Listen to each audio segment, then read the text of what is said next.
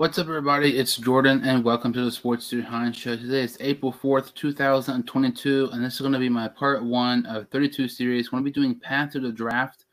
In these videos, we're going to kind of be talking about, each team's, off-season moves, what I feel about them, and I'm also going to be doing a 3-round mock draft, on each team. And these mock drafts will be from ProFootballNetwork.com. Obviously, the Jacksonville Jaguars picked first overall. And, back-to-back years. And the Jaguars, they were huge spenders in the offseason. Spent, I think, a lot of more money than people thought they were going to. And, here are some of the additions, the Jacksonville Jaguars had in the offseason. They brought in Christian Kirk from Arizona. They signed Zay Jones. They signed Evan Ingram, Brandon Sheriff, the guard from Washington. They signed edge rusher Arden Key. They signed linebacker Foy Alukan. I'm pretty sure I pronounced that name wrong. And they also franchise tagged Cam Robinson. And when you look at that list, those might not be, top marquee guys. But, I feel like that's a good, selective, list of players who can be very well for Jacksonville and really, help this Jacksonville team going for the next couple of seasons. When you look at Christian Kirk, the deal with him, though, like the contract was really ridiculous. They signed him to a 4-year deal, over $80 million. This past season, he had his career high in receptions and receiving yards. He had 77 receptions and 982 receiving yards. He also had 5 touchdowns.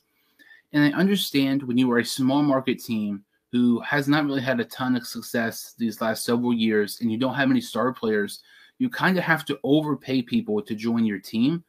But I just really feel like this Christian Kirk deal was, over excessive. It was just too much. He signed for like 18 a year. I thought he was going to get like 8 or 9 a year, doubles the money that some people thought he was going to get. I just don't get why you would, try to get him instead of trying to get these other top guys. We see guys like, Jarvis Landry and Odell Beckham Jr. still in the market. I wouldn't think they want to come for Jacksonville, but I'd rather pay those guys that money than, Christian Kirk. But I do feel like that could be a good weapon for Trevor Lawrence. The money is high, but, if he's very, very, good for Jacksonville, I guess it would be worth it. Like I said, they also signed, offensive lineman Brandon Sheriff, a guard from Washington. He's been an All-Pro multiple times, one of the better guards in the NFL. That was a terrific move by Jacksonville, getting some more upgrades at offensive line, protecting your investment in Trevor Lawrence. And like I said, they also franchise tagged Cam Robinson as well, kind of surprising people there. So with those back-to-back, offensive line moves, it kind of looks more likely that they might lean towards Aiden Hutchinson with the first pick overall. I mentioned, they signed Christian Kirk from Arizona. They also signed another receiver in Zay Jones to a 3-year deal worth $30 million. This is another scenario where they just, in my opinion, really overpaid to get him. Last year, he had 47 receptions for 546 yards. He's all right, but I don't think he's worth that type of money. Kind of same for, another guy they signed in Evan Ingram. Evan Ingram, I feel like has potential, but he's never really put all the pieces together. He drops way more than he should. He's one of those guys New York thought, that he had tons of potential, but just never really lived up to the hype, being a first-round pick. Last season, Evan Ingram had 46 receptions for 408 yards, 3 touchdowns. They signed him to a 1-year deal worth around $9 million. I also signed Arden Key. Arden Key, I don't think that's a bad signing at all. He had a career high 6.5 sacks this past season. So I like that. They targeted some more defensive players. And they also signed, like I mentioned, Foy Alukan. I keep pronouncing that name wrong. But he actually led the NFL in tackles this past season. He's very underrated. And they signed him to a big contract, but I feel like, it might pay off for Jacksonville. Like I said, they paid top dollar for some guys who are not even the top, players at their positions. But, some of these guys, I think it might pay off in Jacksonville. And when you sign multiple players from, multiple positions, when you sign, 2 wide receivers, when you sign multiple offensive linemen, it really kind of gives you the flexibility to where, if you want to, maybe you can trade one of your picks and get, extra picks next year. Maybe you could trade back, or you don't have to fixate on one position. So when we get ready to look at this, Jaguars mock draft, 3-hour mock draft, like I mentioned, it's from ProFootballNetwork.com. Jacksonville, like I said, has the first pick overall, and we're going to go ahead and take Aiden Hutchinson here. I feel pretty confident they're going to take him, especially because, they they franchise tagged Cam Robinson, and they signed Brandon Scherff from Washington. So Aiden Hutchinson will be the first pick overall for Jacksonville. So looking at it here, Jacksonville, in my opinion, with the 33rd pick overall, we got to trade. We will not be doing trades in here. They're just too unrealistic. It's very interesting because I could see a scenario where they maybe trade back. Maybe not this pick, but maybe other mid-round picks, or maybe just trade to get, acquire more picks next season. I'm kind of looking at more defensive side here. David Ojabo, the edge rusher from Michigan, was a lot to be a first-round pick, but unfortunately he had a serious injury at his pro day and will probably fall out of the first round now.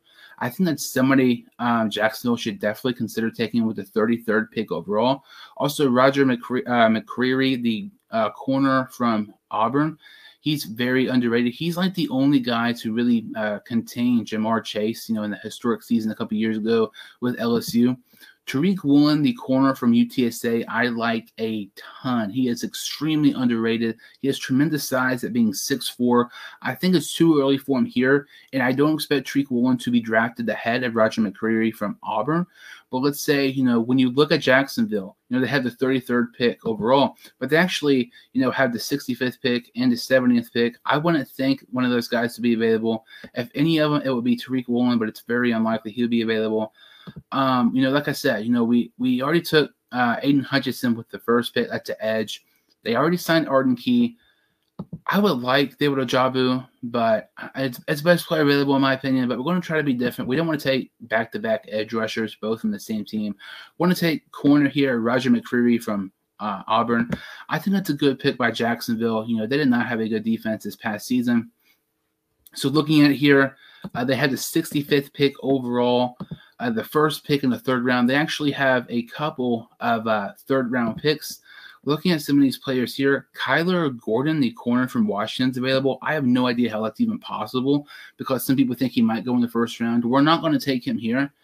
But, if that actually did happen, that would be an amazing pickup for the Jacksonville Jaguars. Logan Hall, defensive tackle from Houston, maybe somebody to look at here. I'm kind of looking more so defense. They kind of covered offense a little bit. Like, some of this is just kind of so unrealistic. Sam Howell will not drop to the third round. That's absolutely insane.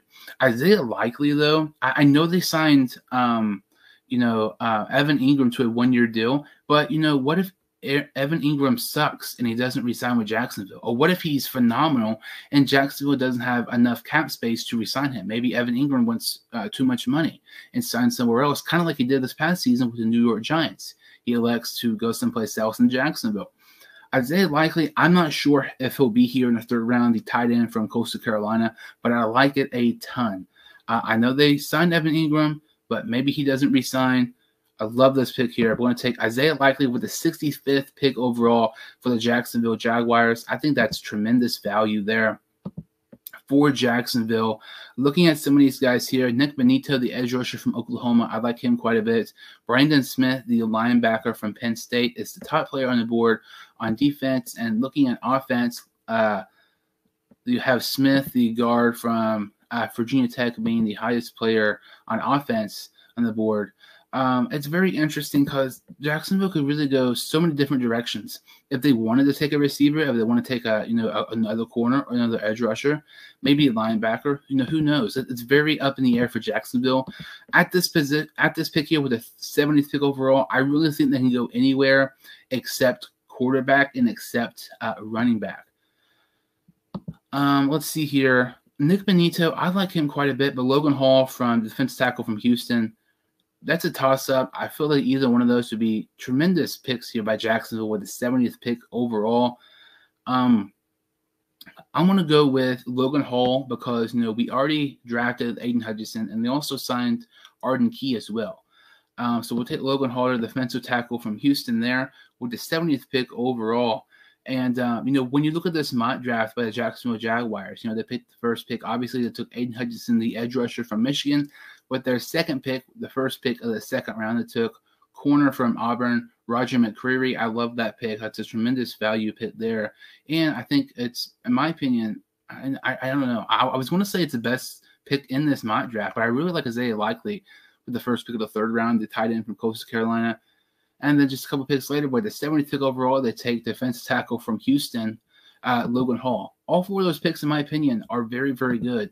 And that is significant upgrades at your defense for Jacksonville. Jacksonville's defense has struggled for several years now, but if you get those type of guys there, I mean, that's really going to boost up your defense. And Isaiah Likely could be a very nice target for Trevor Lawrence for several years. And, that kind of really about does it for this video. And, kind of talking about, the Jacksonville Jaguars, moves so far in the offseason, also doing a 3-round mock draft from them from Pro Football Network. This was the first of 32 of Path to the Draft. Thank you all so much for listening. If you've seen my videos before, or if you are new to my channel, I would really, really appreciate it if you would like this video and subscribe to my channel. Thank you all so much for watching, and I will see you all next time on the Sports Dude Hunt Show.